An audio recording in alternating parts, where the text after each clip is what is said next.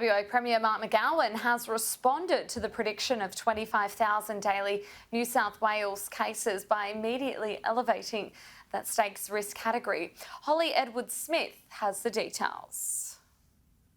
On Monday, the WA Premier Mark McGowan announced a date for the state's COVID transition. February 5 would be when Western Australia's borders open to the rest of the country and the world.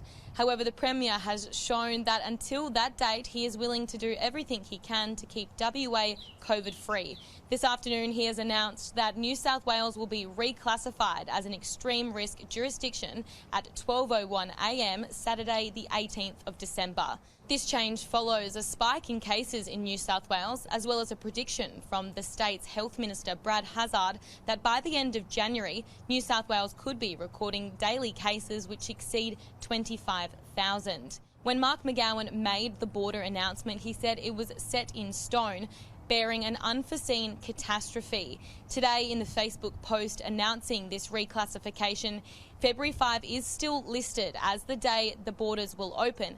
However, it's yet to be decided if 25,000 cases in New South Wales would be classified as an extreme catastrophe. Under the extreme risk classification, those permitted entry into WA from New South Wales are restricted even more so. Compassionate access will no longer be granted. Only those on state or Commonwealth function will be permitted entry.